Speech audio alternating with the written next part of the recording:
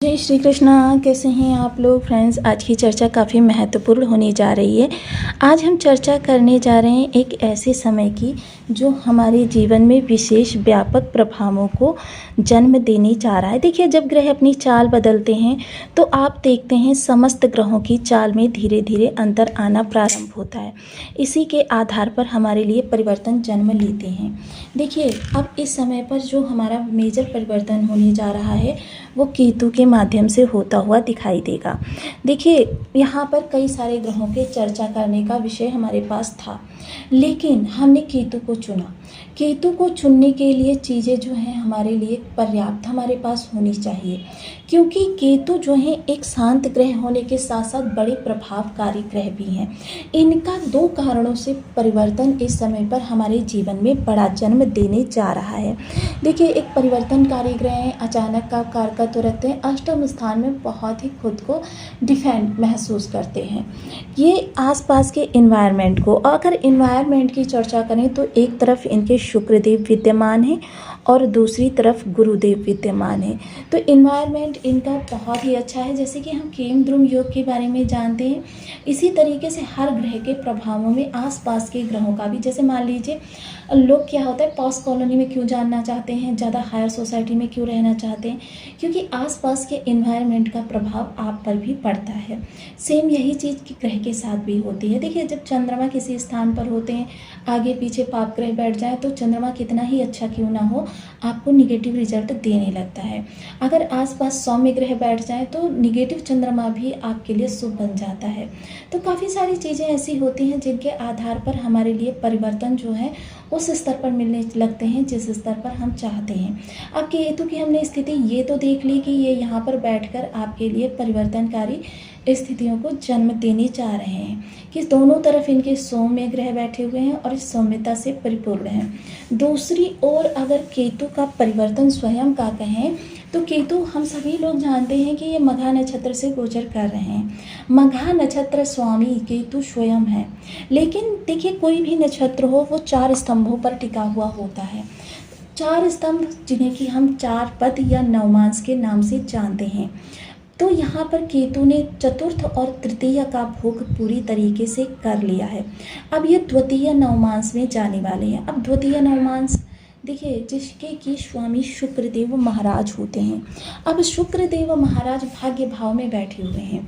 अब यहाँ पर देखिए आपके लिए शुक्रदेव की राशि पंचम स्थान पर है और आपके दशम स्थान पर है, और स्वयं केतु देव महाराज के साथ में शुक्र आगे विराजमान है।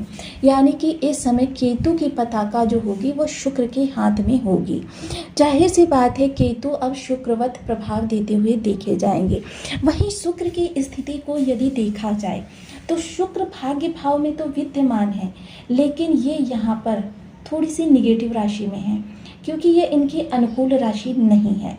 देखिए कि शुक्र जो है वो मीन राशि में आकर उच्च होते हैं। अब मीन राशि से सप्तम भाव जो है वो कन्या राशि है, और ग्रह अपनी उच्च राशि से सप्तम भाव में ही नीच का होता है। लेकिन फिर भी यहाँ पर बहुत बड़ी राहत रहने वाली है। इस बहुत बड़ी राहत का विशेष प्रभाव ये होने जा रहा है कि चीज़ें हमारे लिए इस समय पर, क्योंकि भाग्य भाव है, किसी भी ग्रह की अगर निगेटिविटी 20% है तो जैसे ही वो ग्रह हमारे भाग्य भाव में आएगा उसको हम आधा कर देंगे, यानी कि 10% निगेटिविटी रह जाएगी, 10% निगेटिविटी मानी जाएगी। क्योंकि जो भाव ऐसे हैं कि जिनका प्रभाव समस्त भावों पर, जैसे लग्न है, आपका भाग्य है, क्योंकि भाग्य का भी प्रभाव समस्त 12 भावों पर पड़ता है।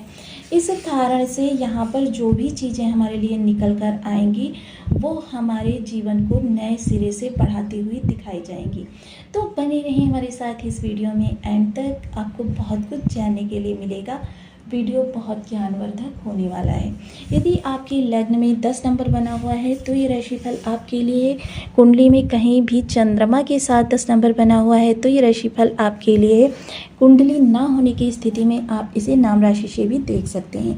यदि अभी तक आपने अपने इस चैनल को सब्सक्राइब नहीं किया है तो प्लीज़ सब्सक्राइब कर लीजिए, वीडियो को लाइक कर दीजिए, चैनल को शेयर कर दीजिए।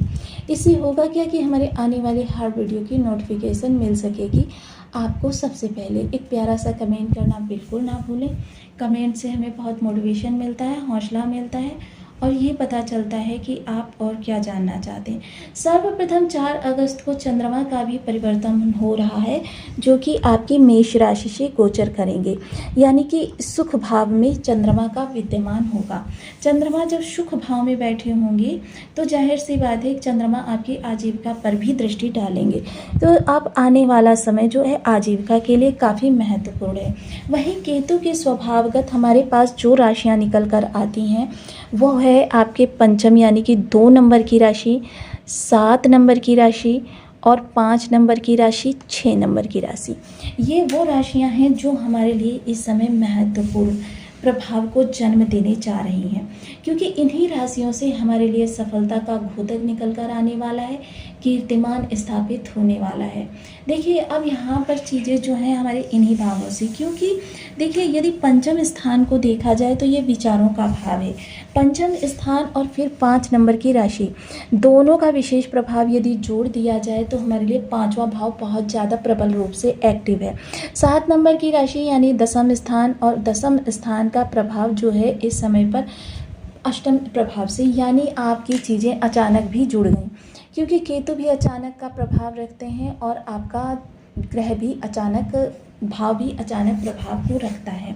तो जाहिर सी बात है कि इस समय क्योंकि केतु और शुक्र का मिलन यहाँ पर फिर से बनेगा, और जो ये फिर से केतु शुक्र का मिलन बनेगा, पिछले समय में क्या था जब शुक्र केतु की युति बनी थी तो ऐसे में धन से वैराग्य, क्योंकि शुक्र क्या है, ऐश्वर्य है, लग्जरी है, वही केतु क्या है, शांत है, आध्यात्मिकता है, मोक्ष है।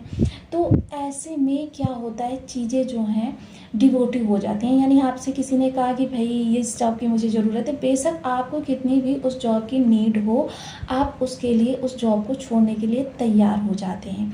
आपसे किसी ने कहा कि भाई ये ड्रेस मुझे बहुत पसंद आ रही है, मुझे इसकी बहुत नीड है, आपको वो ड्रेस कितनी भी प्रिय क्यों ना हो, आप उस ड्रेस को छोड़ने के लिए, उसको देने के लिए तैयार हो जाते हैं। आपके सामने थाली रखी है, थाली में भोजन है, आपको कितने भी भूखे क्यों ना हो, यदि आपको लगा सामने वाला भूखा है, आप उस थाली को उसे सौंप देंगे। तो केतु के प्रभाव जो होते हैं ये उस स्थान से निकल कर आते हैं, त्याग से, और त्याग केतु का मूल सिद्धांत है।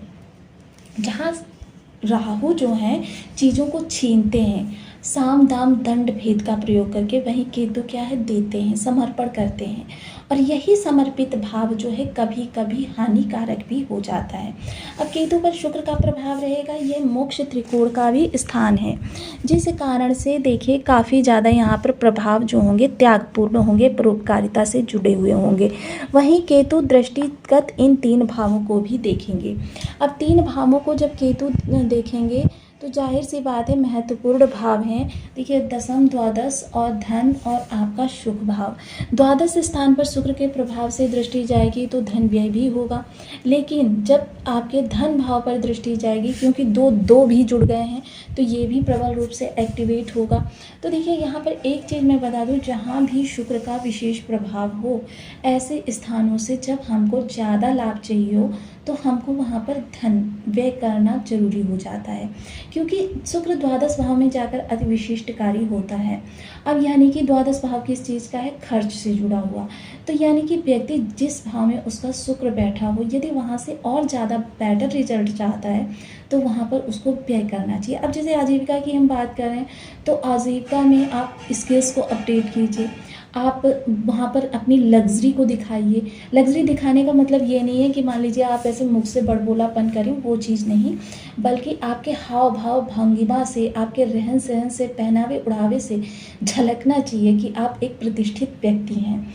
तो आपके लिए यह शुक्र और ज़्यादा बेटर रिजल्ट निकल कर आते हैं। लेकिन हाँ देखिए यहाँ पर भी थोड़ा सा एक चीज़ को आपको समझना अति अनिवार्य हो जाता है कि देखिए ग्रह की ऊर्जा 2 तरीके से वर्क करती है। अब हर व्यक्ति इस चीज़ को समझ सके कि उसके लिए ग्रह की ऊर्जा किस तरीके से वर्क कर रही है, ये पॉसिबल तो नहीं है, लेकिन इसके लिए मैं आपको एक मार्ग बता दे रही हूँ कि जिस स्थान पर आपके शुक्र बैठे हुए हैं उस स्थान पर पहले बहुत थोड़ा व्यय करके देखिए। अगर आपका लाभ उसी प्रतिशत से बढ़ रहा है तो फिर समझ लीजिए कि आपके लिए उस स्थान पर खर्च अनिवार्य है, आप उस स्थान पर खर्च करना आरंभ कर दीजिए। लेकिन जब व्यय करने के बाद आपके लाभ में बढ़ोतरी ना हो, आपका कहते हैं ना हानि होने लग जाए। क्योंकि देखिए ग्रह अगर नेगेटिव होगा तो आप लाभ की बजाय हानि उत्पन्न होगी। तो ऐसी स्थिति में आपको पूर्णतया विराम लगा देना चाहिए और पूरी तरीके से पहले ग्रह को शुभ करने का प्रयास करना चाहिए। जब ग्रह शुभ हो जाए तब फिर आपको उपायों मतलब आपको खर्च की ओर देखना चाहिए। क्योंकि देखिए आजकल की डेट में धन घर में लाना भी बहुत बड़ी बात है। एक समय था कि लोग जो होते हैं धन के पीछे नहीं भागते थे, आज की डेट में सभी लोग धन के पीछे भाग रहे हैं। इसके लिए उन्हें किन्हीं भी नीतियों का उल्लंघन करना पड़े, किसी भी बाउंडेशन को तोड़ना पड़े, कितना भी सच झूठ क्यों ना करना पड़े, वो करने के लिए तत्पर हो जाते हैं। ये सारी स्थितियां जो हमारे सामने निकल कर आ रही हैं वो केतु के प्रभाव से और अचानक, क्योंकि केतु का प्रभाव क्या होता है, अचानक होता है। इसीलिए देखिए मैंने इस समय मात्र केतु की चर्चा की है और हमने कितने सारे भावों को प्राप्त किया है। इसीलिए मैं सदैव आपको बताती हूँ कि आपके 9 के ग्रह अनुकूल होना अति अनिवार्य होता है जब भी आपको उम्मीद से ज़्यादा की प्राप्ति करनी हो। तो इसीलिए देखिए हाव भावगत या आपको किसी भी कारण से ग्रहों को शुभ करने का नियत प्रति प्रयास करते रहना चाहिए। साथ ही साथ आज हम केतु की चर्चा कर रहे हैं, तो केतु से संबंधित उपाय, क्योंकि केतु बहुत महत्वपूर्ण ग्रह हैं। देखिए भगवान गजानन का वंदन हमारे केतु को शुभ करने का कार्य करता है। आप गणेश अथर्व स्तोत्र का पाठ कर सकते हैं। आप गणेश जी को नित्य 3 दुर्वा चढ़ा सकते हैं। गणेश जी के सामने घृत का दीपक नित्य प्रति जलाना बिल्कुल ना भूलें।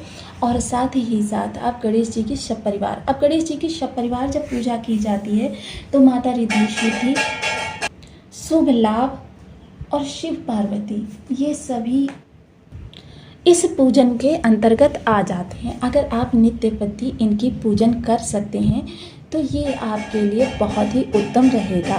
तो आपको वीडियो कैसी लगी मुझे कमेंट बॉक्स में ज़रूर बताएं। चैनल पर न्यू हैं तो प्लीज़ वीडियो को लाइक शेयर, चैनल को सब्सक्राइब करना बिल्कुल ना भूलें। मिलती हूँ नेक्स्ट वीडियो में, तब तक के लिए नमस्कार। अपना ध्यान रखें, स्वस्थ रहें, मस्त रहें और आनंदित